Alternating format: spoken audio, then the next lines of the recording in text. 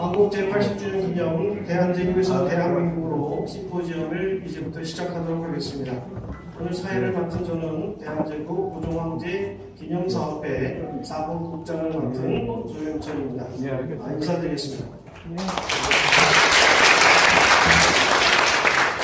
먼저 다같이 일어나셔서 국민문대를 드리겠습니다. 참석자께서는 모두 일어나서 전면의 태극기를 향하여 서주시기 바랍니다. 국기에 대하여 경례.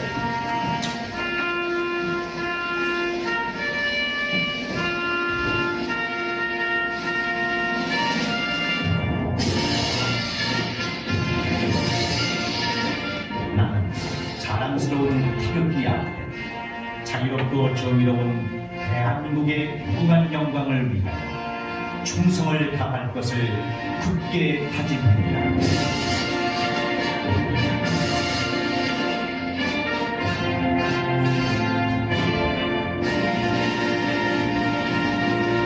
바로 다음은 애국가 제창이 있겠습니다. 애국가는 1절만 하겠습니다.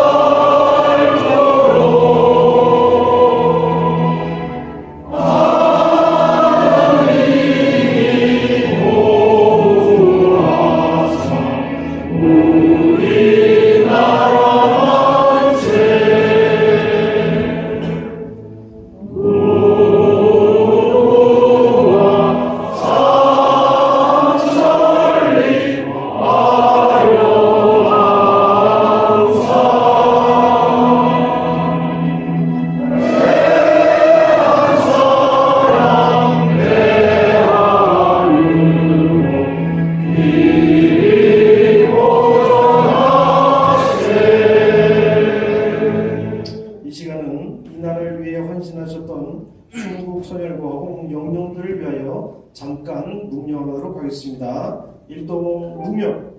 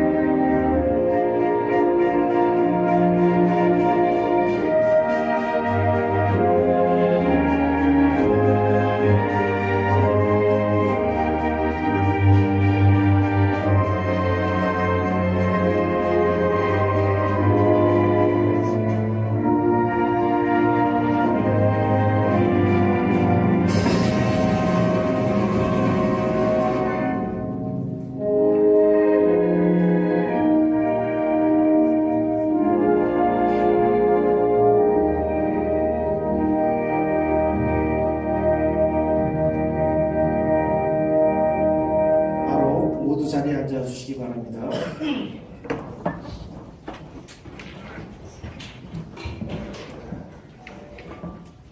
이 시간 먼저 내일 소개를 하겠습니다. 특별히 오늘 국회 문화체육관광위원장이신 김규용 의원님께서 주최를 하시고 오늘 참석해 주셨습니다. 예, 인사하시겠습니다.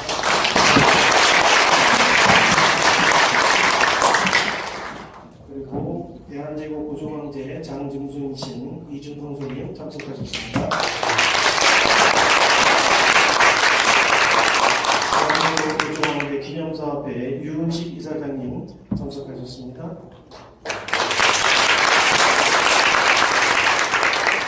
세계 왕도주 기념사업회 장자원 원장님 참석하셨습니다.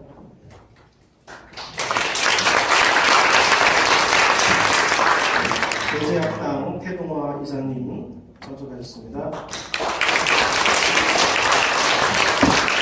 광복회 계양구지회 김송용 지회장님 참석하셨습니다.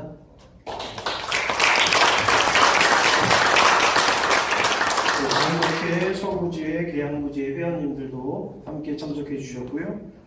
고종황제 둘째 며느리이신 의천왕비 연안김치 대종회 김사건 회장님 참석하셨습니다.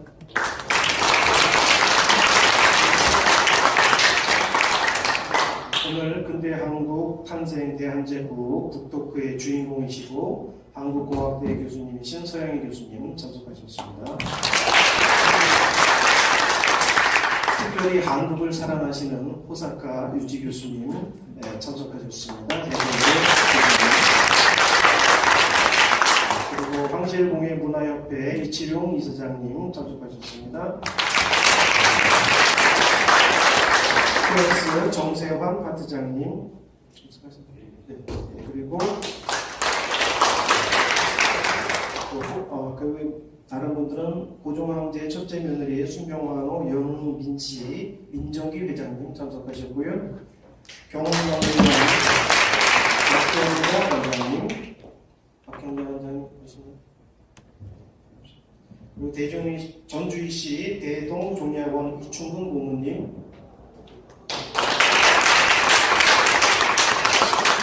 대한민국 한복 인플루언서 김사다함님,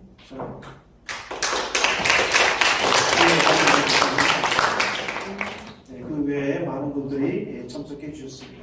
이 밖에도 소개드려야 할 분이 많으시지만 저희가 간단하게 소개시켜드렸습니다.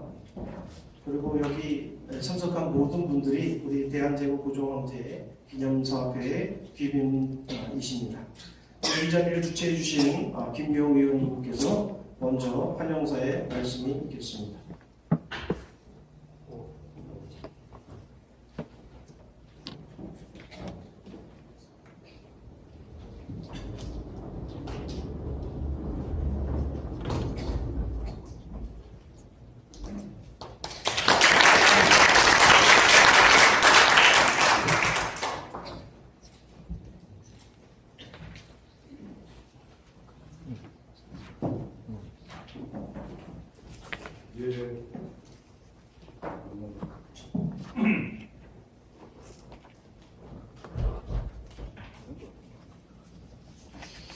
방금 소개받은 김교훈입니다.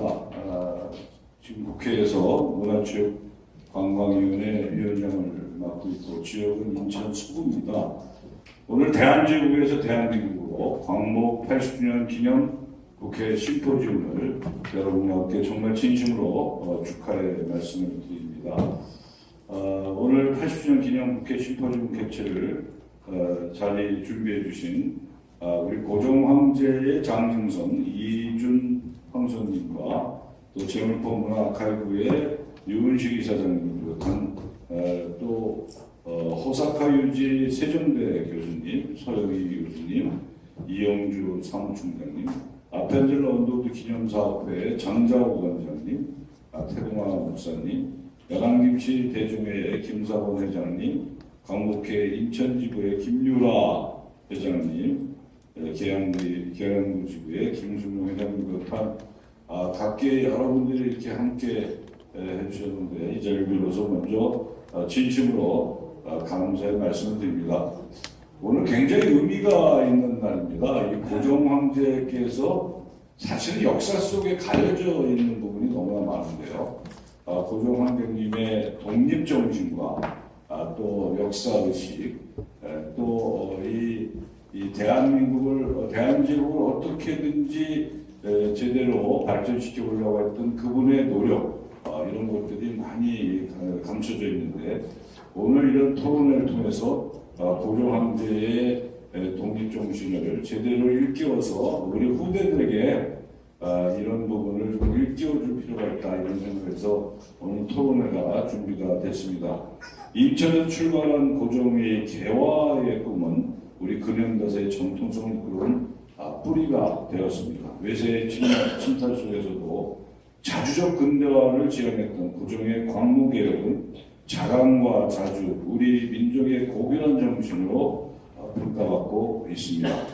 이번 심포지움은 광복 80주년을 맞아 대한제국 항일운동의 기록을 되짚어보고 당대의 개혁정신과 문화유산을 재조명하는 데 의미가 있습니다. 오늘 토론회가 우리 문화의 자긍심과 정통성을 다시금 깊이 새기는 계기가 되기를 기원드립니다. 최근에는 K 콘텐츠의 글로벌 활약에 힘입어 우리 공중문화에도 세계인의 관심이 모이고 있습니다. 오늘 이준 황선님이 입은 옷이 100여 년 전에 이 영국에서 옷감을 가져다가 고종황제가 입었던 걸 영친왕이 또 입으셨던 걸 그대로 재현한 그런 복식입니다. 그래서 이런 전통의 복식, 건축 등의 공중문화가 K컬처의 새로운 장르로 부상하고 있고, 저희가 K컬처 300조 시대, 또 2030년에는 K컬처의 수출 50조 시대를 이재명 정부에서 공약을 하고 거기에 최대한 심혈을 기울이고 있습니다. 문화강국으로 가기 위한 데에 가장 중요한 건 또 우리 것, 우리 문화에 대한 부분의 재현이 무엇보다 더 중요한 그런 때가 아닌가 이렇게 생각합니다. 우리의 전통과 정통성을 온전히 지켜내는 것이 문화강국 도약을 위한 여정의 출발점이라고 생각합니다. 국회 문화체육관광위원장으로서 대한제국의 역사적 정신을 개선하는 데 최선의 노력을 다하도록 하겠습니다. 다시 한번 심포지엄 개최를 축하드리며 오늘 특별히 오랜 연구와 고찰을 바탕으로 오늘 이 자리에 함께해 주신 토론자 여러분께 감사의 말씀을 전합니다. 그리고 함께해 주신 여러분들 모든 분들의 건강과 평안을 기원드리겠습니다. 감사합니다.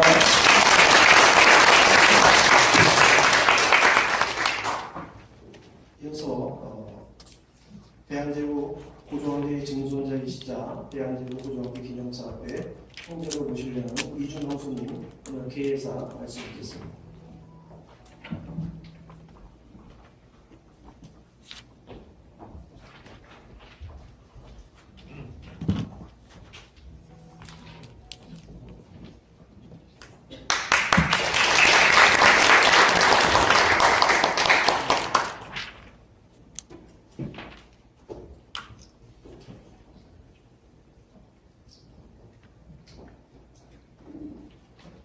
대한제국 고종 황제의 장증손이자 이친왕의 장손 이준 황손이라고 합니다. 1897년에 증조부이신 고종 태광제께서는 1000년 넘게 이어온 중국 4대주의를 끊어내시고 자주 독립국인 대한제국을 선포하시면서 삼한시대부터의 정통성을 계승한 대한이라는 국호와 조선왕실 어기를 기반으로 태극기를 만드셨습니다. 이는 자랑스러운 우리 대한민국이 계승되어 그 정통성이 이어지고 있습니다. 그러나 한국에서는 극우 세력을 중심으로 대한제국은 그저 조선의 끝물 정도로 치부하고 고종 황제가 무능하고 부패하여 나라를 팔았다 라는 일제가 씌워놓은 친일 식민사관 플레임으로 인해 대한제국 시기를 폄하하고 황실을 조롱하는 분위기가 만연했습니다. 백범, 김구, 우사, 김규식, 부산남 창호, 의암, 손병희 등 대한민국 임시정부와 함께 항일운동을 전개했던 황실 가족들은 초대 이승만 정권에 의해 추방되어 국민들의 뇌리에서 잊혀졌습니다. 다행히 2000년 들어 이태진, 한우영, 한영우, 유은식 같은 학자분들을 중심으로 학계에서 대한제국 시기와 증조부님의 광무개혁과 부국강병 정책, 군사, 경제, 문화발전상이 재조명되고 있습니다. 역사는 결코 미화돼서도 특정 의도로 왜곡돼서도 안 됩니다. 저는 고종 황제께서 증조부라고 해서 무조건 미화하고 싶은 생각은 없습니다. 우리에겐 궁과 가를 확실히 구별하여 후세에게 바른 역사를 전할 의무가 있습니다. 광무개혁을 통한 한국 최초로 고종께서 전기, 도시, 도로, 전화통신을 도입하시고 개신교 선교를 윤화하시어 배제, 이화, 연세, 숭실 등의 교육과 세브란스 대한적십자 등 현대화된 의료를 도입하셨던 부국 강병의 정책이 있었습니다. 그러나 일제의 마수가 근현대화를 싹틔우던 대한제국을 짓밟았을 때 학계에서조차 전혀 다루지 못하고 있었습니다.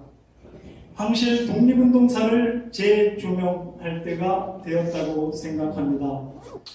이는 왕정시대를 그리워하거나 황실복원을 하자는 근시대적인 주장이 아닙니다. 대한제국의 역사는 우리의 역사이며 오늘날 대한민국의 정체성을 확고히 하려면 대한제국을 올바로 바라봐야 한다고 생각합니다.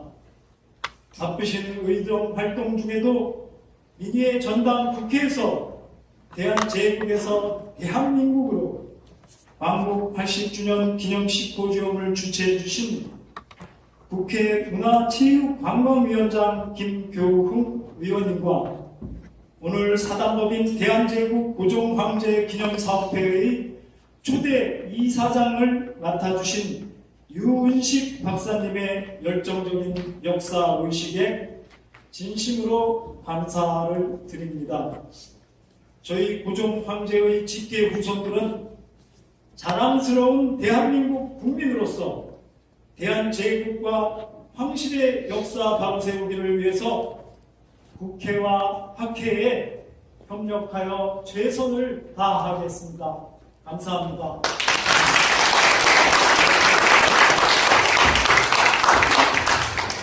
예, 아펜젤로 원더우드 기념사업회 장재호 원장님 나오셔서 경사 말씀을 해주시겠습니다.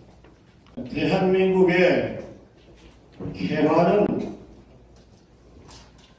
선진 미국을 통한 여러 선교사들에 의해서 시작이 되었습니다. 그 선교사들이 왕조를 무시하거나 대한민국을 무시한 것이 아니고 대한민국과 동조하면서 개화를 시도하려고 했던 것입니다. 고종황제께서도 사실은 선교사들과 공조하면서 대한민국을 개화하려고 하는 그런 고귀한 뜻을 가지고 계셨습니다. 그러나 일본의 갑작스러운 집탈과 그리고 국권을 찬탈함으로 인해서 황실의 모든 권위와 민족 자존은 완전히 말살되고 말았습니다. 1905년을 보호조약과 1910년에 결국은 한일합방 그리고 1945년 기나긴 36년이라고 하는 이 역사 속에 대한민국의 자존심과 황실은 완전히 역사의 뒤안길로 묻혀버리고 말았습니다. 그리고 5천년 동안 너무나 시달렸던 대한민국의 모든 민중들은 왕실에 대한 미련이 없어져 버렸어요. 그러면서 결국은 자유민주 세력에 의한 우리 대한민국의 광복은 결국은 우리의 역사성에 대한 그런 중대함을 상실해 버렸어요.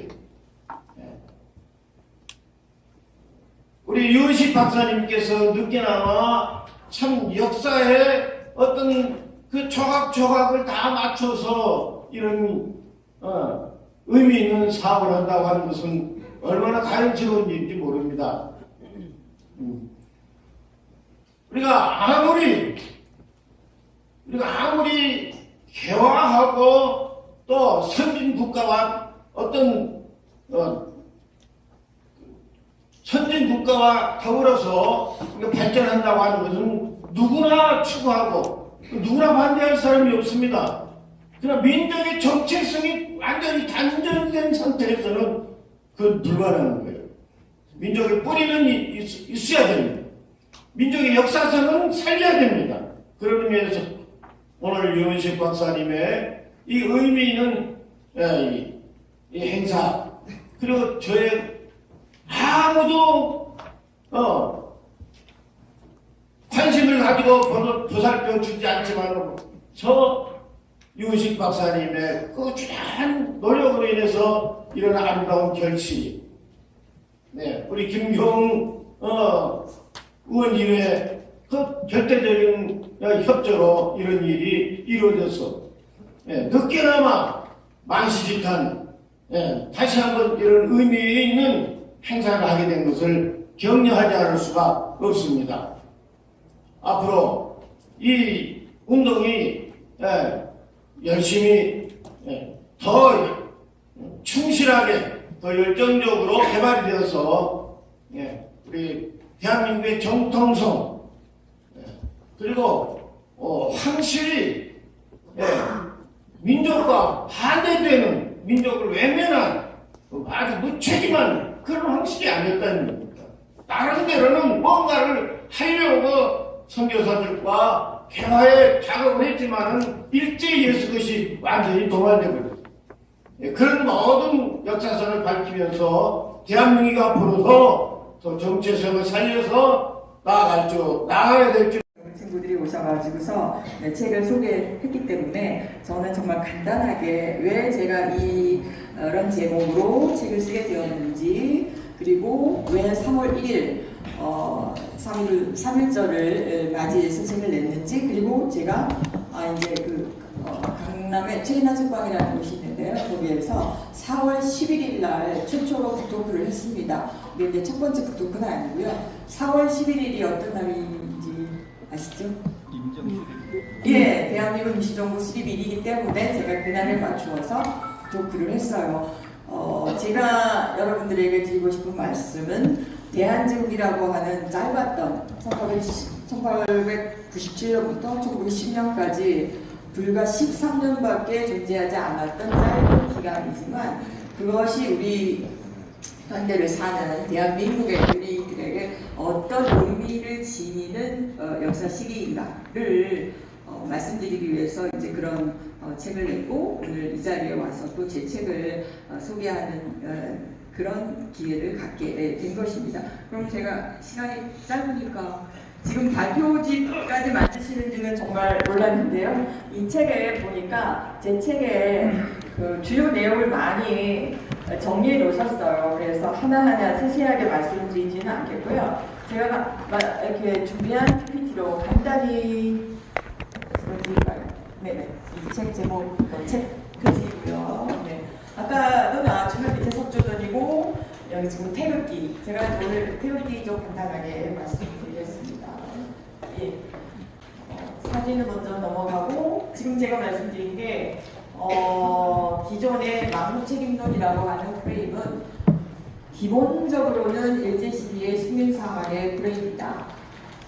고종실록, 순정실록도 여러분 혹시 잘 모르신 분도 계시지만 실록 자체를 순종 사망 이후에 이왕지 그리고 조선성독부의 예산을 가지고 고종실록, 순종실록이 편찬이 되었기 때문에 실록 자체 사료적인 문제도 있다. 그것이 지금 현재 광복된 지 80년이나 지난 지금까지도 이렇게 망국 프레임이 작동하는 기본적인 원인이다. 이런 것을 제가 지금까지 30년 동안 연구를 해왔고요. 그러다 보니 대한제국이 망국의 책임이 있기 때문에 결국은 오늘 호사카 유지 교수님 오셨지만 일제강점에 의해서 시민지 근대화가 되었다. 이런 논리로 연결되는 것이잖아요. 그죠? 그래서 대한제국에 대한 재평가가 필요한데 학계에서는 지금까지는 대체로 다 이제 개화, 독립협회 위주로 연구가 되어 왔기 때문에 제가 대한제국을 무작정 긍정적으로 복원시키자 그런 것은 아니고요. 그 시기가 어떤 의미를 지니는지 망국책임론의 프레임이 아니라 여기 지금 이게 되는 건가요? 관점의 전환이 필요하다. 그런 내용이 제 책의 서문에 쓰여져 있습니다. 관점의 전환이란 무엇인가? 이 시기 왜 망했나? 왜 망했나? 그것만 지금까지 계속 책임을 묻는 한때 학계에서는 고종황제 역사 청문회 이미 돌아가시는 분을 이렇게 이제 청문회에 앉혀서 책임을 묻는 그런 논쟁도 있었거든요. 그런데 제가 30년간 대한제국을 연구하면서 외롭게 연구해 왔는데요. 그 관점의 전환이 필요하다라고 할 때는 이제 근대가 목표인데 왜 못 갔나, 왜 망했나 이런 프레임이 아니라 그 시기에 우리 한국인들이 어떻게 여기 보시면 언제 어떻게 한국인으로서의 정체성을 만들어가기 시작했나. 제가 연구한 바에 의하면 대한제국기에 현재 우리 대한민국에 살고 있는 한국인의 근대 한국인의 정체성이 만들어지기 시작했다. 완성된 것은 아니죠. 우리 지금 대한민국에 살고 있고 그 시기는 대한제국 시기였기 때문에 정치 체제만 다를 뿐이지 대외적으로 한국인이라고 하는 아이덴티티 정체성은 대한제국기에 만들어지기 시작했다. 아까 태국기도 나오고 애국가도 나오고 우리가 왜 아까 행사 시작하기 전에 국민의례를 했잖아요. 대한제국기에도 행사 시작 전에 국민의례를 하기 시작합니다. 완전한 국민은 아니죠. 대한민국이 아니라 대한제국이기 때문에 황제전 하에 시민이긴 하지만 적어도 한국인이라고 하는 정체성은 대한제국기에 만들어지기 시작했다는 데에 의미를 부여하자. 이런 게 이제 저 관점의 전환이 필요하다의 내용이고요. 그렇기 때문에 제가 쉽게 예를 드는 게 이겁니다. 안중근 의사가 1909년에 10월 26일 날 의거를 했지요. 그리고 순국하기 전에 1910년 3월 무렵에 옥에서 굉장히 많은 유목을 남겼잖아요. 여러분 잘 아시다시피 그 유목에 반드시 안중근 의사께서 대한국인 이런 식으로 서명을 하지 않습니까? 그렇죠. 대한국인. 그러니까 1910년 일본에 병합되기 전에 이미 대한국인이라고 하는 그 한국 사람으로서의 정체성이 만들어졌기 때문에 안중근 의사가 본인의 유목에 그런 식으로 서명을 하지 않느냐. 이런 관점의 전환이 필요하다. 대한제국을 바라보는 게 언제까지 계속 만국의 책임을 누구에게 물 것인가, 왜 망했나. 그것은 현재 우리 2025년에 대한민국에 사는 우리들에게 이제는 불식되어야 될 그런 관점이다. 이런 취지로 제가 책을 썼습니다. 그런데 그럼 우리는 왜 그동안 이런 관점을 가지지 못했나? 이건 이제 앞에 제가 설명 안 하고 온 사진인데요. 이 만약에 황구단이 일본에 의해서 폐철되어서 이렇게 잘 아시다시피 지금 현재 조선호텔이 지금 철도호텔이잖아요. 이렇게 어떤 장소의 상징성, 대한제국을 상징하던 황구단이 폐철되었기 때문에 폐철하고 그 자리에 이거야말로 식민지 근대화론의 상징적인 것이잖아요. 철도. 한반도를 종단하는 부산에서부터 서울까지 철도를 놓았다. 그게 바로 식민지가 되었기 때문에 근대화가 시작되었다라는 상징적인 건물을 굳이 앞서 보셨던 황구단을 회철하고 여기에다가 철도호텔을 세운 것은 분명히 장소의 상징성을 회철시키기 위한 행위였다. 그래서 우리 눈에서 가시적으로 사라졌기 때문에 현재 우리가 알고 있는 대한제국은 원래의 모습보다는 훨씬 더 부정적으로 축소된 그런 모습으로 대한제국을 인식하고 있지 않는가. 네, 그런 말씀을 드리고자 했고요. 그리고 지금 제가 아까 의미가 무엇이냐를 간단하게 요약식으로 말씀을 드리자면 일단 대한이라는 국호, 우리도 지금 대한민국, 대한이라는 국호를 쓰고 있지 않습니까? 이 국호를 선택해서 선포할 때 그러니까 1897년 10월 12일이 대한제국 선포일인데 아까 황구단에 가서 고종황제 또 이렇게 신하들이 가서 제천 의례를 하고 그리고 거기에서 황제 즉위를 하는데 그 전에 국호를 왜 대한으로 하느냐. 조선은 여기 보이듯이 중국이 내려준 국호이기 때문에 그레이트 한, 그러니까 대한으로 한다. 이 발언은 멘트는 고종이 한 겁니다. 이거는 고종실록에도 나와 있어요. 그래서 현재 우리도 대한민국 정치 체제, 정체만 다를 뿐이지 대한민국에 살고 있기 때문에 현재 2025년 이 대한민국을 사는 우리들의 정체성 안에는 대한제국으로부터 물려받은 계승한, 즉 대한제국은 대한민국 안에 살아있다. 황솔들이 제일 좋아하실 것 같은데요. 박수는 안 나오네요. 그런 차원에서 제가 국호의 계승성을 이제 말씀을 드린 거고, 다만 한계가 있다면 아까 우리 이영주 사무국장도 얘기했지만 제국이라고 하는 황제 체제이지 않습니까? 그래서 민국으로 우리 오늘 행사도 이렇게 슬로건을 쓰셨더라고요. 제가 이제 이 얘기를 굉장히 자주 하는데요. 상해 임시정부를 거쳐서 그리고 광복을 거쳐서 현재의 대한민국이 되었기 때문에 대한제국에 대해서 절대적으로 추승하는 그런 역사인식을 가지시면 안 되고 역사적 계승성을 가지고 현재 대한민국으로 오기까지 대한제국이 그 13년 동안 어떠한 의미를 가졌는가 이런 관점으로 대한제국을 바라봐 주셨으면 좋겠다. 이제 그런 취지입니다. 그리고 대한이라는 국호를 얘기할 때, 선정할 때 중국이 내려준 국호이기 때문에 안 된다라고 얘기했던 서양 사람들도 다 대한이라고 한다. 그러니까 이 국호가 어떠느냐라고 고종이 얘기할 때 지금 서양 사람들도 그렇게 얘기했잖아요. 아까 이제 배제학당에서도 오셨고 감리교에서도 오셨는데 제가 사실 이번 토요일날 배제학당 역사박물관에 또 이 강연이 있어서 갑니다. 그래서 정동 덕수궁 그 이제 원래 이름 경무일 때 거기가 이제 대한제국의 역사가 살아있는 곳이기 때문에 제가 이제 자주 가는데요.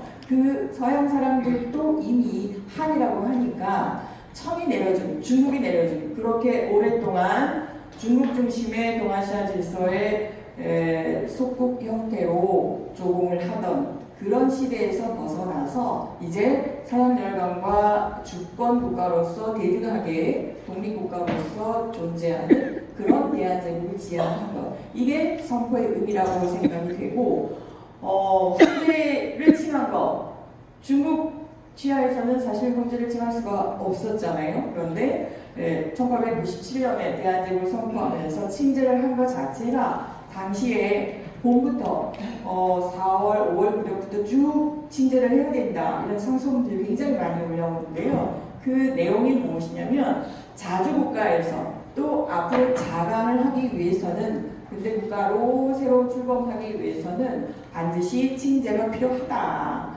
그러니까 과거에 왕조 시대의 유교 정치 이념, 유교 통치 이데올로기 시대는 이미 지난 거예요. 그죠? 그래서 이러이러한 나라를 근대적 주권 국가를 독립국으로서 세계에 진출을 하려면 반드시 국호의 개명, 국호를 개칭 그리고 새로운 체제가 필요하다. 이런 차원에서 대한제국이 만들어졌기 때문에 우리가 지금 현재 대한민국을 사는 우리들도 이런 부분들을 이제는 우리가 과거사에 대해서 이제 컴플렉스 없이 K컬처 시대가 되었잖아요. 그래서 근대 한국도 일제강점기의 만국사관이 아닌 이런 새로운 시각으로 근대 한국의 탄생이라는 그런 시각으로 근대 한국인의 정체성이 이때부터 만들어지기 시작했다. 그런 시각으로 이 시기를 봤으면 좋겠다 라고 생각해서 제가 망국, 부한말, 한말 이런 구태의연한 제목이 아니라 근대 한국의 탄생 이런 제목을 이제 붙여서 처음에 출판사에서는 제목이 과하지 않습니까? 이런 얘기도 하셨었어요. 그런데 책이 나오고 나니까 굉장히 독자들의 반응도 좋고 대한제국을 기존의 부정적인 시각이 아니라 새로운 시각으로 바라볼 수 있게 되었다. 이런 평가를 제가 많이 들었습니다. 네, 그래서 지금 이런 얘기들은 책에 자세하게 이제 되어 있는데요. 우리가 근대 주권 국가라고 하는 게 어떤 의미냐면은 아까 우리가 스스로 대외적으로 나가서 외교를 할 수 없던 그런 시대가 아니라 청나라하고도 여기 보시면 1899년에 한청수 통상적을 체결했다. 저건 또 무슨 얘기인가요? 중국하고는 그동안 수백 년 동안 계속 관계를 맺지 않았나요? 그거는 대등한 관계가 아니었으니까. 그죠? 이제 드디어 비로소 대한제국이 들어서야 청과 공식적으로 근대적인 대등한 조약을 체결했다라고 하는 것은 우리도 베이징에 외교관을, 공사를 파견하고 중국도 마찬가지로 우리 대한제국에 와서 주한, 청국대사, 공사관 이런 식으로 그전에는 안 그랬나요? 1880년대에는 미안스카이라는 그런 인물이 와서는 감국이라고 했어요. 조선을 이렇게 뭐랄까 리토르 구미가 통감처럼 통치하듯이 관리하듯이 그런 거였죠. 그러니까 사실 고종은 그 미안스카이의 어떤 압박을 굉장히 많이 받았기 때문에 개화 정책을 1880년대 미국이나 이런 전기나 이런 걸 도입해서 하려고 해도 청에서 파견한 미안스카이 감국에 의해서 굉장히 압박을 받는 형편이었어요. 그러다 보니까 반청의식, 반중국의식 이건 굉장히 컸다고 생각합니다. 그러니까 일반적으로 여러분이 위험한 유튜브나 이런 데서 옛날 일제시기 만국사관에 입각해서 써놓은 대한제국을 막 하시는 이런 유튜버들 많잖아요. 거기에서는 대부분 이제 왕실, 고종과 명성하고 수구, 고수, 친청이 절대 아니에요. 친청이 아니기 때문에 청으로부터 완전한 독립을 추구해서 대한제국을 선포한 거고요. 그리고 드디어 1899년에는 저렇게 대등한 조약을 체결했습니다. 그런데 이제 중국 얘기가 계속 길어지면 안 되는데 중국에서는 그럼에도 불구하고 오랫동안 소국이었던 나라가 무슨 황제의 나라냐, 무슨 대등한 외교 관계냐라고 해서 서로 공사를 파견하는 것을 굉장히 꺼려했다고 합니다. 제가 최초로 논문을 썼는데요. 보시면 1902년에 비로소 베이징에 우리나라 공식 공사관을 개설했고요. 이제는 예전에 그 황제국에 가서 조공을 들여 가는 것이 아니라 대등하게 외교 관계를 하는 그런 처지에 올라간 게 대한제국인데 이런 부분들을 우리는 너무 많이 간과하고 놓쳐온 것이 아닌가, 의미부여를 덜해온 것이 아닌가 이런 생각이 들고요. 대한제국이 들어서 벨기에나 덴마크와 같은 유럽 국가하고도 수교한 결과 최종적으로 국방 이전에 11개국과 수교를 했습니다.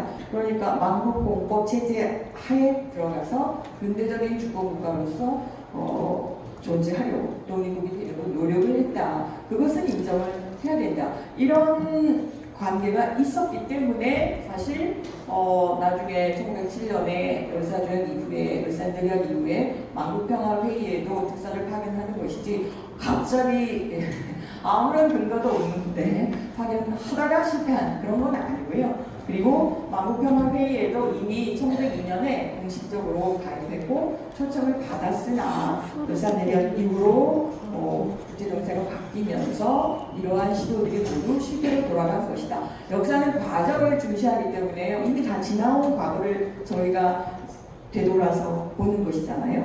그러니까 그 구체적인 과정 프로세스를 우리가 확실히 알 필요가 있어서 저희는 수십 년 동안 계속 이런 걸 밝히는 일을 하고 있습니다. 아까 태극기 얘기 많이 나왔는데요. 지금 저 이제 궁중에서 의궤라고 합니다. 이민진연의궤라고 하는데 1902년에 행사를 할 때 이미 저렇게 지금 우리가 사용하는 태극기하고 약간 다르지만 태극 무늬가 이제 지금 대한민국 역사박물관 광화문에서 태극기 전시하고 있으니까 꼭 가서 보셔요. 저도 갔다 왔는데요. 못 보던 태극기, 특히나 대한제국기 그 최초의 군함 광제호에 걸었다고 하는 태극기도 나왔고 베니 태극기는 실물은 아니지만 이제 레플리카가 나왔고요. 한번 가보시기 바랍니다. 이 태극기, 한국인의 어떤 정체성 얘기하면 제일 먼저 등장하는데 태극기 국가, 애국가.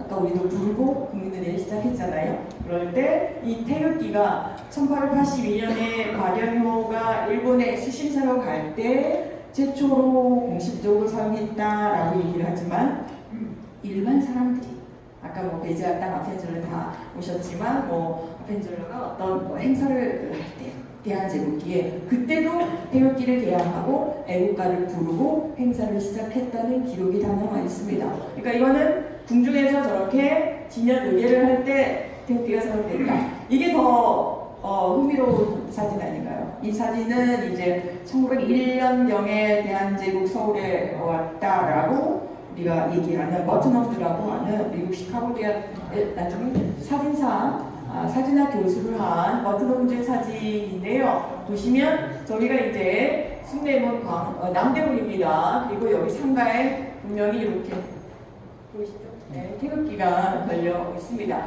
그러니까 국가적인 의례뿐만 아니라 일상적으로 이렇게 장보는 상인들이 몰려드는 저 상가에도 뭐 국경일 같은 때 저렇게 태극기를 개항해라 이런 조치가 내려옵니다. 그러니까 저런 깃발이 여기 이 장터에 모인 사람들의 어떤 한국인으로서의 정체성이 만들어지는데 그 구심점 역할을 했다. 그걸 제가 말씀드리는 거고요. 네, 뒤에 보시면 아까 부국강병 얘기했고 대한제국을 그렇게 망해가는 나라 아니고 근대화를 추구한 지금 우리 대한민국이 굉장히 뭐 AI나 이런 거에 우리 국민들이 정말 다 열광하시잖아요. 그러니까 기술 문명 수용에 대해서 우리가 굉장히 적극적인 국민들입니다. 그런데 이 사진을 보시면 역시 이제 버트넘드 사진인데요. 1901년 무렵에 이미 이제 1999년에 전차가 개통이 된 건 다 아실 테고 아까 이제 의원님 가셨는데 인천에서 서울까지 처음에 역은 서대문역이었습니다. 거기까지 경인선이 개통된 것도 1899년이에요. 이 사진은 이제 1901년 무렵의 사진이라고 볼 수 있으니까 돈이군, 이제 서대문입니다. 현재 없어진 서울시에서 복원을 한다고 하시는데 가능할지 모르겠습니다. 네. 그런데 이 돈이군을 통과하는 전차가 있고 제가 주목하는 바는 저 위에 성벽 위에 올라간 뭐 이분들이나 또는 이 전봇대도 중요하지만 여기 지금 쓰개치마를 이렇게 쓴 여인들의 사진이 분명히 찍히잖아요. 그러니까 우리가 몇 년 전에 왜 미스터 선샤인이라는 드라마에서도 보면 그 여자 주인공이 막 날아다니지 않습니까? 이렇게 전차가 1899년에 도입되어서 종로를 가로지르고 전차의 의미가 새로운 소구 기술 문명이 들어왔다라는 것도 있지만 여기에 사람들의 일상을 바꾸었다는 거예요. 여기 지금 이 딱거머리 총각도 있고 뭐 가수 쓴 양반 출신인지 아니면 주민 출신 이런 분도 있고 여기 지금 이 사진은 내린 사진이에요. 오르는 전차에 오르는 사진도 있습니다. 그러니까 저 여인들도 어디를 가는지는 모르겠지만 전차가 도입돼서 일반 사람들이 열광적으로 만원으로 탔습니다. 만원 전차가라고 얘기했어요. 그러니까 저 여인들이 뭐 동대문을 갔는지 어디를 갔는지 확실히 알 수는 없지만 어떤 행동 반경이 훨씬 더 넓어졌고 이 당시에 대한제국의 사람들이 일제 시민지가 되기 전에 이미 이러한 기술 문명, 근대 문명에 대해서 굉장히 열광적으로 반응했구나라는 것을 이제 기억해야 된다. 저는 이제 그런 부분을 찍어서 여러분에게 말씀드리는 거고요. 그래서 이런 사람들이 두 배속으로 좀 빨리 주시면 감사하겠습니다. 그만할까요? 그만은 아니고 두 배속으로 좀 빨리. 네. 5배속, 1.5배속. 네, 됐어요. 네. 제가 좋아하는 사진이니까 계속 하겠습니다. 네, 그래서 이렇게 네, 죄송합니다. 그래서 이것을 기억해야 된다. 아유, 중간에 하시니까 제가 그 다음 말이 좀 어렸어요. 네, 제 책에 다 있습니다. 자, 여권에 이미 태극기를 사용한다. 그리고 아까 애국가, 대한제국 애국가가 1902년 8월에 선포가 되었습니다.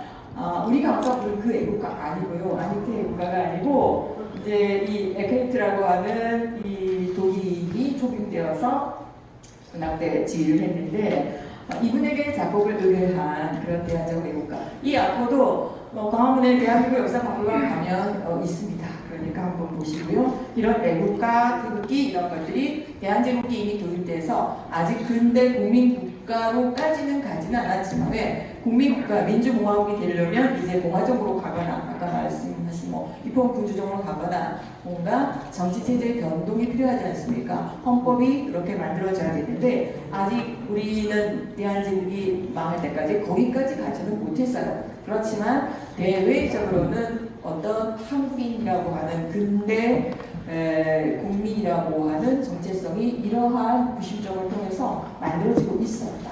그런 걸 제가 연구하는 사람이고요. 공안하라고 하는 앞으로 나와 있고, 근데 가사는 황제를 도우세요 상제께서 뭐 그런 내용이 되겠습니다. 현재 요각을 다루고요. 자, 이분인데요. 아까 우리 이준환 선생님께서 그러니까 이 고증이 잘 되신 건가요? 위에 색깔이요, 진홍색이요. 네, 그러니까 저는 이제 불식사 전문이 아니기 때문에 저 지금 보시면 1900년에 이제 복제 개정이 되어서 반복을 다 이제 서양식으로 양복으로 이제 갈아입는데요. 이 고종황제와 이제 나중에 순종황제 대신 그 이첩 그리고 우리 이제 신앙 사진 여기 없습니다. 그런데 여기 지금 이런 복장을 하고 두 분이서 이제 투샷 사진을 찍었고 또 아까 버튼왕즈 사진에는 보면은 궁중에서 여기 옆에 이제 영춘왕 어린 영춘왕 데리고 셋이 찍은 이제 사진도 있습니다.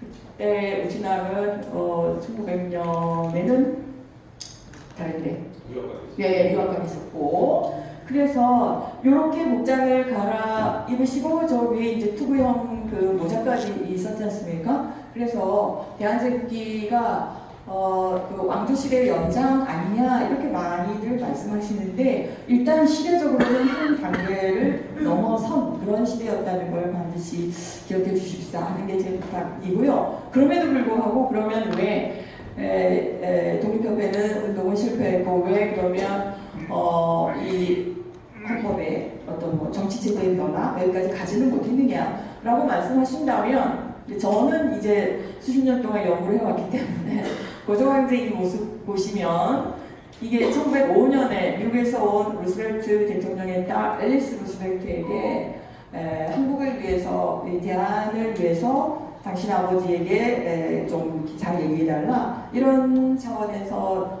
선물로 준 외교 관례상 주는 겁니다. 그 젊은 여성에게 이제 사진을 드린 건데요. 보시면 이게 제가 이제 추정하기로는 덕수궁 안에 중명전 있죠. 울산대학 그 대결 장소 거기에서 찍은 사진으로 이제 학계에서 얘기를 하는데요. 보시면 이 전통 복장을 여전히 하고 계세요. 그죠? 그러니까 1900년의 사진을 보면 이렇게 서양식으로 다 갈아입고 이건 의도적으로 내가 이런 누구 강병을 추구한다. 국가적 지향이 이것이다. 를 보여주는 거고요. 평상시에는 그러면 중명전도 있고 이제 2023년에 재건된 돈독전도 있고 양식 건물, 서양식 양관이라고 하는 건물들이 경에 많이 있었는데 거기서 기도하지는 않으십니다. 즉 본인이 지금 왕조시대에서 근대로 넘어가는 과도기에 살고 계신 분이잖아요. 지향은 이 나라가 이제 근대적인 부국강병의 국가로 가야 한다라는 지향은 갖고 계시지만 그래서 이렇게 대외적으로 각국에서 받은 훈장 또 우리나라에서 발행한 그런 훈장들을 다 달고 계시지만 어쩐지 저 양복에다가 다른 훈장과 이 전통 복장의 다른 훈장은 조금은 뭐랄까 과도기적인 모습을 보이지 않습니까? 그렇게 여러분이 이해를 하시면 이 시기를 잘 이해하는 것이라고 제가 말씀드릴 수 있고요. 이런 사진들은 한번 보시면 되고 저 끝에가 이제 이범진 주미 주로 공사하다가 나중에 자결한 이휘종 열사의 부친이 되신 분이고요. 네. 훈장 이거는 여러분이 서울 시내에서 볼 수 있는 고종 관련 광화문 내거리 사진 많이 보셨을 테고 이거는 이제 경호궁 가시면 여러분이 다 확인할 수 있고 지금 석조전은 현재 이렇게 복원이 되어서 옛날 사진 이걸 보고 제가 이제 그 덕수궁 이런 모든 보건사업 같은데 자문을 많이 하기 때문에 저는 이건 조금 아직도 잘 모르겠어요. 영친왕이 1911년에 찍은 이 석조전 중앙홀에서 찍은 사진이라고 덕수궁 측에서 얘기를 하는데 1907년에 일본으로 가셨다가 모친성 됐을 때 오신 사진일까요? 제 생각에는 11년보다 조금 올려잡아야 되지 않을까. 제가 하는 일이 그런 일입니다. 그래서 이제 소아과 의사들한테 7년 사진을 보여주고 이 사진을 보여주고 워낙 조금 키는 작으셨던 것 같은데 이게 정말 11년 사진일까요? 뭐 그렇게 하기도 했는데 덕수궁에서는 이렇게 보증을 하고 있습니다. 뭐 여기 들어가 보셨을 테고 그리고 이제 제가 한 프로젝트가 뭐 여러 번이 있는데 지금 여기 뒤에 서초동 뒤편에 있었다고 하는 돈덕전 1902년이 바로 고종 주기 40주년이었기 때문에 그때 대대적으로 국제행사 여러 그 수교한 열강의 외교관 그 특사를 이렇게 초청을 해서 40년 주기 의례를 그 기념식을 크게 하려고 영빈관으로 지은 게 이게 돈덕전입니다. 여기 굉장히 이채롭잖아요. 이렇게 튜브 지붕이 처럼 이렇게 뛰쳐나와 있는 우리는 지금 저 석조전만 기억을 하시는데 실제로는 석조전 뒤편에 아마도 제 연구에 의하면 2년에서 3년 사이에 한 2년에 완공되었다는 증거가 없기 때문에 한 3년 정도 왜냐하면 행사가 미뤄져서 3년에 하려다가 결국은 하지 못했거든요. 그리고 곧 러일 전쟁이 나는 거니까요. 이 돈덕전이 2023년에 뭐 저희 역사학자나 또는 건축 하시는 분들이 좋은 자문을 해서 완공이 되었습니다. 이거 왜 우리 여태까지 몰랐느냐, 사진만 있었느냐, 석조전만 알고 있지 않았느냐라고 말씀하신다면 역시 일본이 이 경운궁, 덕수궁을 1930년대 도심의 공원으로 만들기 위해서 폐철하고 저 자리에는 아동 놀이터가 설치되어 있었습니다. 그러니까 저 같은 역사학자는 과거를 복원하는 사람이기 때문에 왜 이제 좀 많이 해도 된다고 하셨으면서 현재 이렇게 2023년 복원되어 있으니까요. 그리고 저 위에 대한제국의 외교 관련 자료는 제가 그 전시물들을 다 연구한 것입니다. 한번 가 보시고요. 그리고 뒤쪽으로 나가시면 현재는 경운궁 권영안에 들어있지 않지만 중량경, 그죠? 울산대학의 장소. 저 이토리를 비롯한 열사오적이 있고 바로 옆이 주한 미국 공사관, 지금 현재는 대사가 살고 있는 곳이죠. 저 안에 저 전시물도 제가 다 용역한 겁니다. 네, 그래서 지금 시간이 짧은데요. 대한제국은 완전한 근대국가는 아니지만 그래서 공만 이후에 이렇게 임시정부를 거쳐서 현재 대한민국에 이르기까지 이러한 여정으로 지나왔다. 이런 거가 제가 책에서 말씀드리고자 했던 대한제국의 역사적 의의가 되겠습니다. 이 정도로 마칠까요? 네. 고맙습니다. 이게 나오죠. 따끈따끈한 근대 한국의 탄생 대한제국책입니다. 안내데스크에서 오늘 오신 참가자분들께는 도서점까지 10%보다 더 저렴한 25,000원에 판매하고 있으니까 행사 끝나고 저자 사인회도 할 예정이니까 관심 있는 분은 꼭 더 사보셔서 공부를 해보시기 바랍니다. 네, 고맙습니다.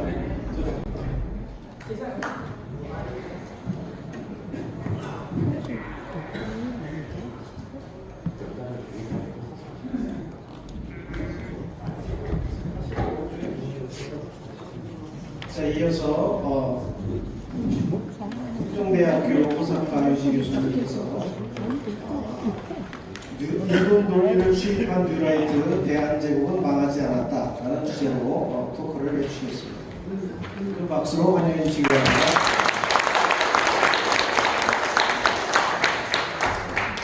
네, 여러분 안녕하십니까? 세종대학교의 호사카 유지 교수입니다.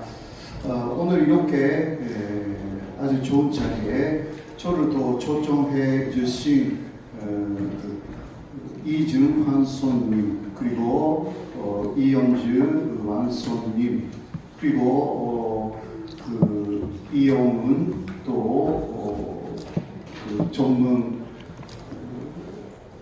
연구원님 기타 우치남 사업회 그리고 이제 오늘 시작되는 대한제국 고종환제 기념사업회에 많은 분들에게 감사드립니다.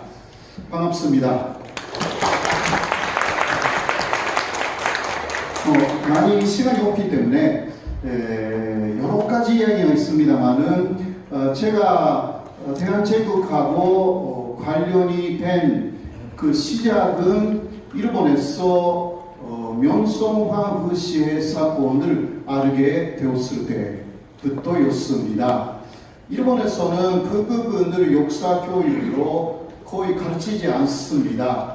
그래서 제가 대학교 시절에 그곳을 알게 되어서 상당히 충격을 받았습니다. 입장을 바꿔서 생각하면 일본의 황후를 외국 사람들이 시해했다. 그럴 경우는 일본인들은 그 외국에 대해서 절대 잊지를 않을 것이다. 계속 그 원망을 품고 있을 것이다.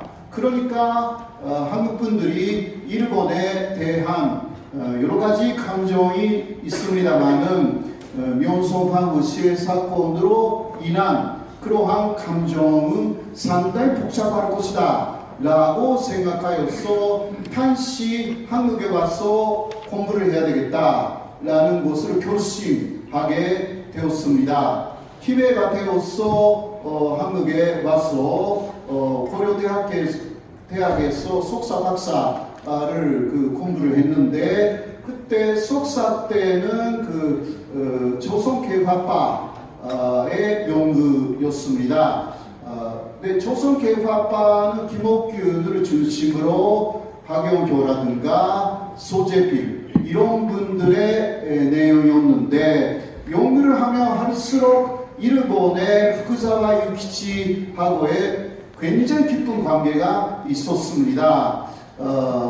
소재필이 여기에 돌아와서 독립협회를 만들었을 때도 후쿠자와 유키치가 굉장히 많은 조언을 하고, 또 유기르준이 미국에 가서 모스 박사하고 연구를 하지 않습니까? 그 모스 박사라는 사람은 일본의 후쿠자와 유키치가 세운 그 개요 대학교에서 조정받아서 온 교수였고, 그 개요 대학교에서 유기르준이 먼저 모스 박사를 만나가지고 미국으로 가게 됩니다. 한국에서는 그 일본에서 있었던 일이 거의 빠져 있는 것입니다. 그래서 제가 여러 가지 좀 모순도 느꼈습니다만은 상당히 일본 쪽에 영향이 있을 것이다 라고 느꼈고, 그래서 대한제국을 지원하기 위해서 소재필이 독립협회를 만들었을 때도 이게 뒤에 후쿠자와 유키치라는 사람이 있었고, 이 사람은 다라론을 강조한 사람이었습니다. 바로 일본은 아시아 여러 나라하고 같이 가는 것이 아니라 아시아를 떠나서 서양 사람들하고 같이 가야 한다. 결국은 당시 아직은 조선이었고, 그리고 청나라 여기에 대해서 대결 자세로 가서 총일 전쟁을 엄청나게 추구하는 그러한 사람이 됐는데, 그 사람이 후쿠자와 유키치였습니다. 후쿠자와 유키치의 문명 개화론을 받아들인 사람들이 조선 개화파였습니다. 급진적 개화파죠. 그러니까 이 영향이 독립협회까지 이어지고 있고, 그래서 마지막은 독립협회하고 또 독립협회가 추진했던 여러 가지 사업들이 고정관제하고 마지막은 대립하게 됩니다. 그리고 일진회라는 제초의 친일 단체가 1905년에 대한제국에서 만들어집니다. 이 일진회 잘 아시지 않습니까? 이것을 만든 사람들은 송병준이라는 친일파였지만, 송병준은 일본에 가서 일본에서 친일파가 되어서 돌아와서 그 일진회 후에는 일본의 극우단체 고구려가이 의경회 일루치네라는 것이 있었습니다. 그래서 이 일루치네가 암약하여서 또 일루치네의 엄청난 압박으로 대한제국이 문제가 되어갔습니다. 그래서 제 관점은 대한제국이 주권을 잃어버린 그 이유는 대한제국의 큰 원인이 있는 것이 아니라 일체에 침략하고 친일단체, 바로 친일파들의 그 경력에 의해서 대한제국이 주권을 잃어버렸을 뿐이지 대한제국 자체의 책임이 있는 것이 아니다. 저는 그렇게 생각하고 있습니다. 그리고 최근에 우리 독도 종합연구소 세종대의 연구원인 한손혜 교수 또 세종사이바대 교수가 한손님하고 페이스북 친구예요. 그래서 서로 메시지를 주고받고 해가지고 저를 또 소개해 주셨습니다. 한손님에게. 그래서 이런 인연이 만들어졌고요. 그래서 우리 세종대 그러면 한번 오시면 어떨까? 왜냐하면 세종대학교에는 세종박물관이 있어가지고 세종대학교 거기에는 그 환족들의 유품이 많이 남아있다. 네, 그것을 다 알고 계셨고 물론 판소님께서 잘 알고 계셨고 그래 한 번도 본 적이 없어요. 저 그것을 놀랐습니다. 그래서 오셨고 우리 세종대 촌장님하고도 만나고 또 세종대 박물관을 방문하셨습니다. 안에 우친왕께서 입으셨던 많은 환족의 의상들 그리고 고종 황제의 의상들 기타 많이 그런 것들이 남아 있었습니다. 이유는 세종대가 원래 우친왕께서 갖고 계셨던 토지였기 때문이죠. 이스만 시대에 그것이 세종대 쪽으로 넘어간 것입니다. 그리고 세종대학교 앞에 있는 어린이 대공 잘 아시지 않습니까? 어린이 대공은 우친왕 가문의 누이였던 거죠. 그러니까 그 일대에는 능동이라고 합니다. 그래서 그러한 이야기가 요새 환족분들하고 그리고 왕족분들하고의 그 교류로 많이 알게 되어가지고 그 일대가 또 군자동이라고 하지 않습니까? 그거는 군자 바로 왕 그리고 관제의 땅이다. 그러니까 우리가 잘 잡고 있는 세종대학교 제 학교 제 집도 가까이 있습니다만 거기는 명당이다 라고 알게 되었고 그래서 어느 때에 제가 지방 강연을 갔는데 그런 것을 잘 보시는 분이 그냥 제가 세종대에 있다는 것을 말하지 않았는데 제 얼굴을 보고 왜 엄청난 명단에 살고 계신가 그렇게 말씀하셔가지고 너무너무 놀랐던 기억이 있습니다. 뭐 시간이 없으니까 이것으로 마치고 싶은데 그래도 한마디만 말씀 더 드리고 마쳐야 될 것 같습니다. 제가 지금 하고 있는 연구는 바로 뉴라이트 적결에 관한 연구입니다. 뉴라이트 사람들은 이렇게 말해요. 대한제국은 소멸되었다. 소멸되었습니까? 소멸되지 않았습니까? 소멸되지 않았습니다. 이런 것을 밝히는 것이 제 연구의 목적입니다. 자, 대한제국이 소멸되었다고 주장한 사람들은요, 뉴라이트가 지금 그렇게 주장하지만 첫 번째는 일본입니다. 일본이 대한제국이 소멸되었다. 그거 일본뿐입니다. 다른 나라는 그런 말을 하지 않습니다. 이게 중요합니다. 일본은 대한제국을 없애야 되기 때문에 대한제국이 사라졌다, 소멸되었다, 이거 쫙 씁니다. 여러 가지 논문이나 책이나 그곳을 또 서양에서는 그 영향을 받아가지고 그런 것을 조금 썼지만 지금은 서양은 완전히 반대로 가고 있습니다.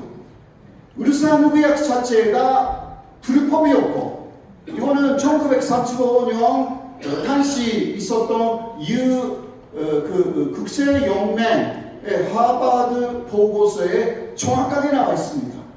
울산의학은 세계 3대 불법 조약 중 하나다. 그러니까 그것이 현재 유엔의 조약법의 기본이 되어 있는 것입니다. 그래서 일본만 지금도 주장합니다. 대한제국이 소멸되었다고. 그런데 제가 알아보면 소멸되지 않았어요. 먼저 한일 병합조약이 1910년 8월 22일 그리고 29일에 시행되었는데 그때 이르왕이 나와가지고 이야기를 합니다. 대한제국의 국호를 바꿔서 조선으로 한다. 이게 무슨 말이냐? 국호입니다. 조선이라고 바꿨다 하더라도 국호, 나라의 이름이죠. 나라의 이름은 그대로 남아있었던 것입니다. 그러니까 나라가 계속 있었다는 것입니다. 일본은 그 이후도 조선을 일본의 규슈처럼 만든다. 그러니까 일본의 이름으로 만든다 라고 이야기하면서 그렇게 할 수가 없었어요. 그 일본의 정책이었는지 몰라도 조선은 일본의 이름이다 그 말을 못했습니다. 그런 것입니다.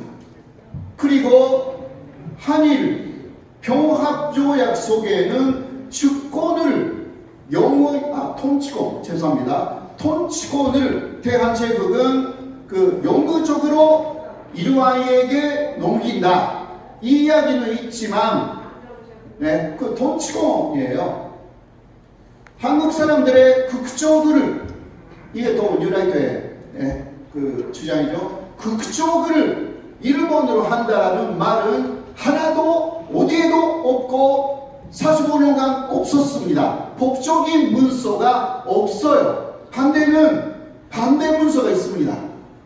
당시에 일본의 극적법이라고 있어요. 그것을 적용시키면 일본 극적자가 됩니다. 그런데 한국 사람에게는 일본 극적법을 적용시키지 않겠다. 일본이 선언합니다. 다른 말로 말하면 일본 국적을 안 주겠다는 뜻입니다. 그것으로 다른 말을 한 거예요. 일본 국적법을 한국 사람에게는 적용시키지 않겠다. 이유가 있어요. 혹시 일본 국적법을 한국인에게 완전히 적용시키면, 그러니까 일본 사람으로 완전히 만들어버리면 그 다음 다른 나라로 옮겨가는 자유가 생긴다. 일본 사람이 완전한 일본 사람이 되면 그 다음 미국이나 중국이나 다 가버린다. 일본 시외에서. 그러니까 절대 일본 국적법을 적용시키지 않겠다. 이렇게 이야기를 하는 거예요. 그거는 일본 국민으로 하지 않겠다라고 말하기 어려우니까 그런 식으로 이야기를 했습니다. 목적은 당시 중국에서의 독립운동이 굉장히 활발하게 있었기 때문에 그러한 독립투사들 이렇게 되지 않도록 조선이라는 호족으로, 조선 호족령으로 쭉 45년까지 호족은 완전히 처음부터 끝까지 조선이었습니다. 한국이었습니다. 거기서 움직일 수 없게 일제는 만듭니다. 이게 사실입니다.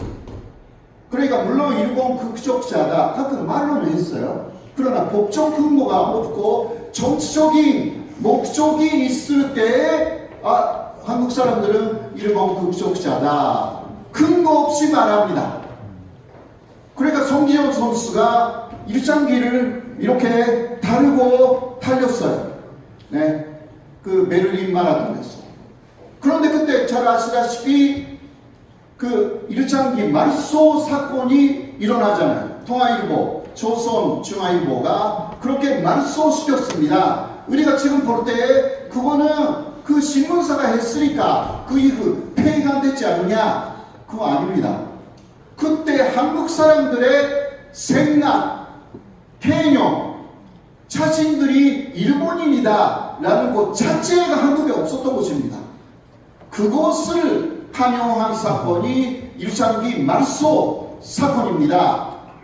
기다 일본인의 요건을 사용한 거 아니냐?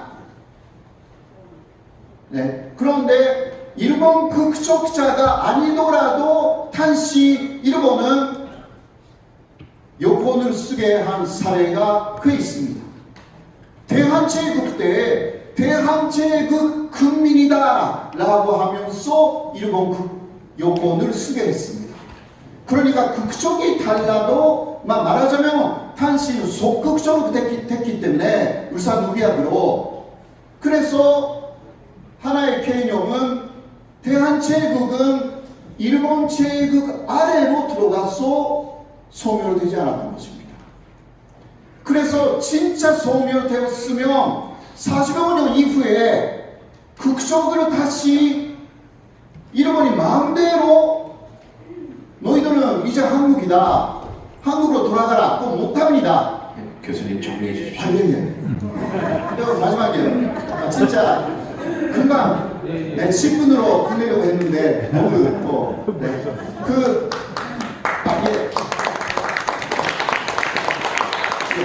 끝냈는데 마지막 그러니까 완전히 일본 극적자가 되고 있었으면 그 국가가 너 다시 한국으로 돌아가는 거 못합니다. 극적은 개인의 것이기 때문에 일본 극적법에도 그렇게 나와 있습니다. 그리고 세계 산식이에요. 내가 일본인인데 다른 사람이 와가지고 너 미국 사람 되라 이거 강제로 할 수가 없습니다. 그러니까 처음부터 일본 극적자가 아니었던 것입니다. 이 정도로 하고요.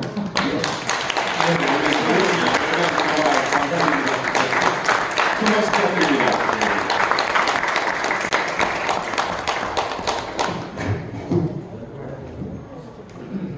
예, 앞으로 뭐 더 좋은 강의 저희가 많이 준비할 테니까 많이 준비를 많이 또 관심을 가져주시고요. 마지막으로 정말 빠르게 우리 대한제국 고종황제 기념사업회 초대 이사장으로 모시는 유은식 박사님의 고종 인천에서 7월 발한 개화의 꿈과 광목 많은 걸 준비하셨지만 간략하게 말씀드리고 오늘 정리를 하도록 하겠습니다. 유은식 박사님입니다. 박수 주십시오. 안녕하세요. 유은식입니다. 시간이 많이 지나가서 긴 말씀 못 드리겠고요. 오늘 11일 날 오늘 시작한 이 행사를 심포지움을 갖게 된 동기가 오늘이 마침 임시정부 통합된 임시정부가 시작한 날이거든요. 그래서 5월 11일 날로 그렇게 했는데 아까 4월 11일이라고 하는 것은 상해정부, 그다음에 블라디보스토크 한성정부 이 세 개 정부가 통합해서 출발한 날이 오늘이기 때문에 그런 의미 있는 날을 선택했던 거고요.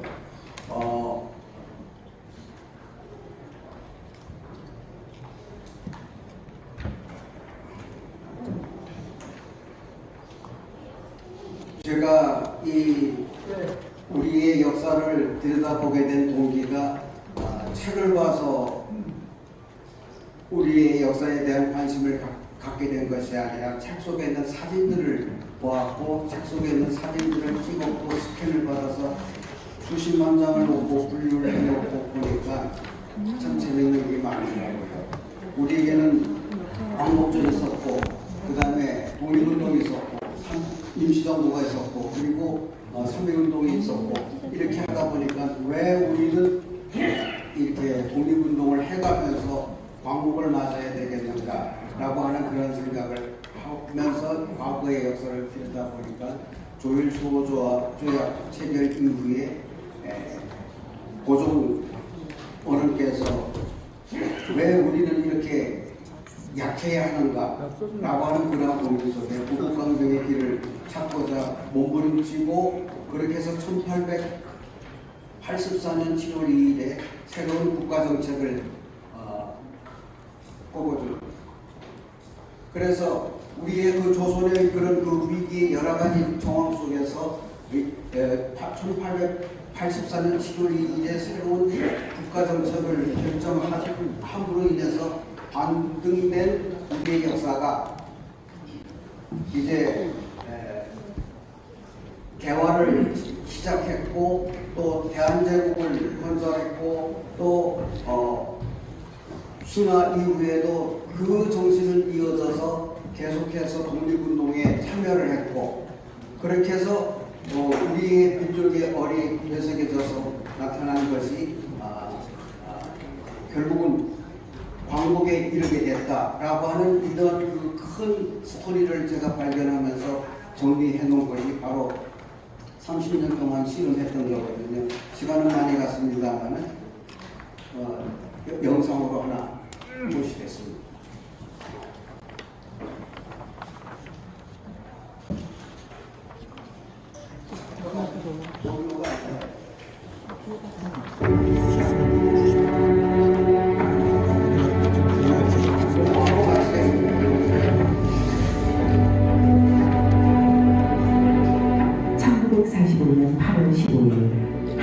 마침내 일제에서 해방되었다.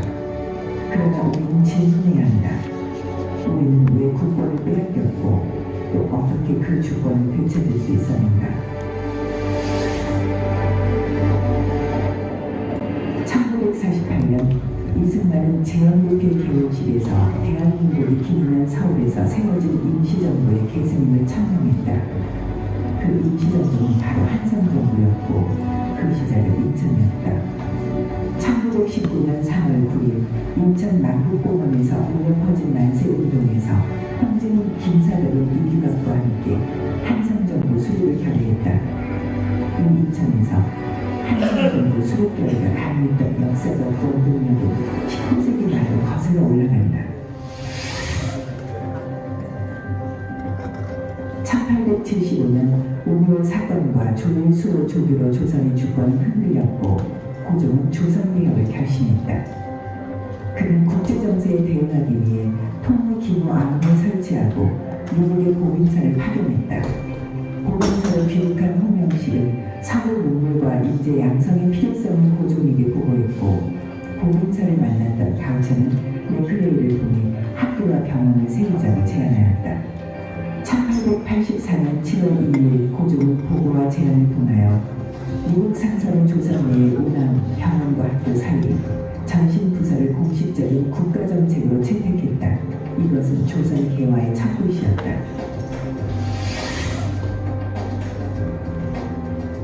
1885년 4월 5일 아펜젤러와 언더우드 그리고 스크린턴이 인천 제물포항에 도착했다.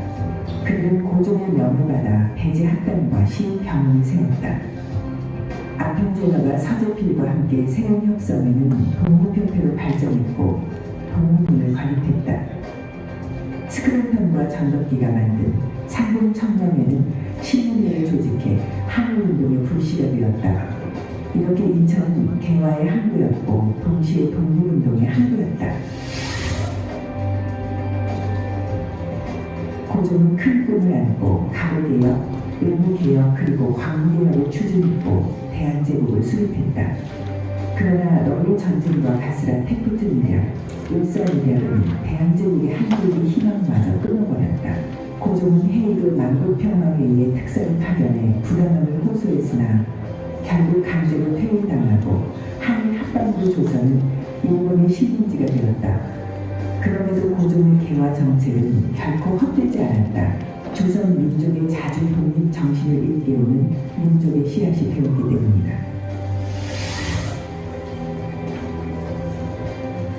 1919년 1월 21일 고종이 승하했다. 민중은 분노했고 그 분노는 민족 대표 34명의 독립선언과 함께 마침내 1919년 3월 1일 전국적인 만세운동으로 폭발했다.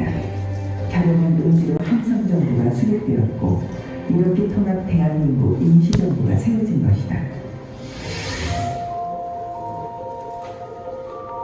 1884년 7월 2일 고종이 조선의 부국감정을 꿈꾸며 결단한 새로운 국가정책 인재 양성을 통하여 백성들의 개화와 민족애를 고취시켰고 이는 곧 독립운동으로 이어졌다.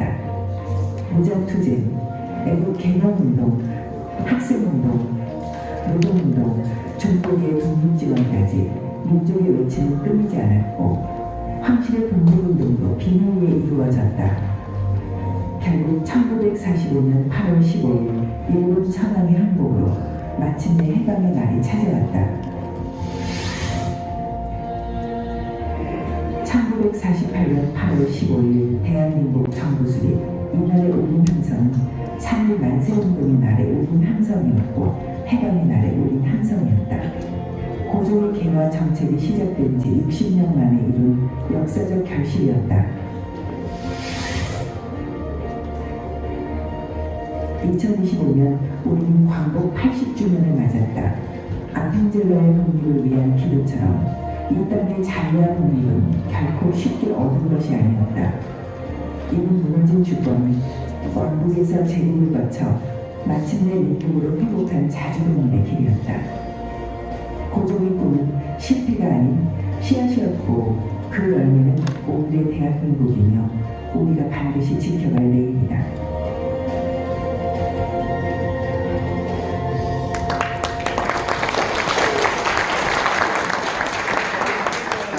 7분 정도의 30년 역사 제가 했던 거를 이렇게 요약하고 200년 가까운 우리의 근현대사를 이렇게 집약해서 만들어 보여드렸는데 이해가 되셨는지 모르겠습니다.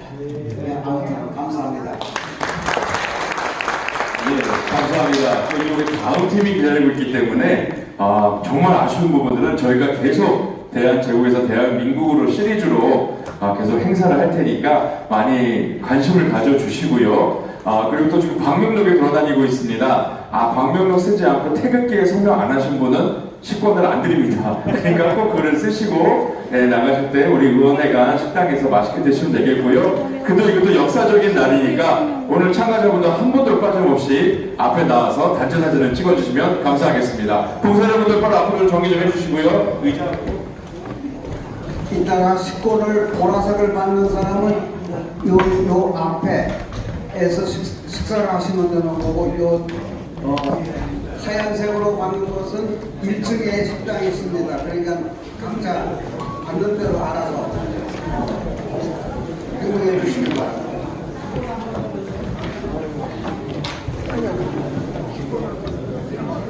자, 다 앞으로 나와주십시오. 사장님.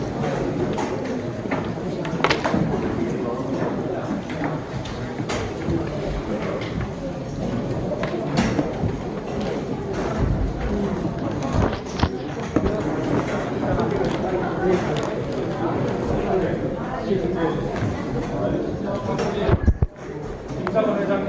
야, 빨리 오세요. 시간 없어요. 선생님 사진 찍고 사인을 하겠습니다.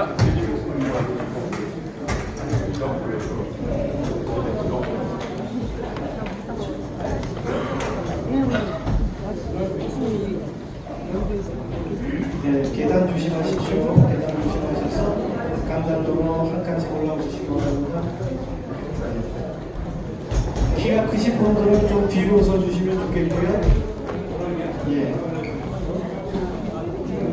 교수님하고 앞에 좀 앉아주시고요.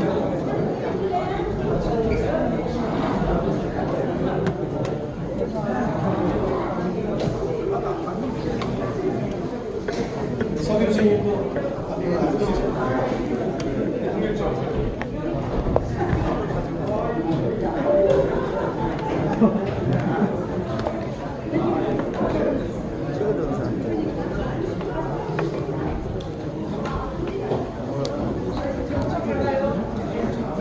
박이점 TV입니다. 박이점 TV. 보는 사람이 별로 없어요.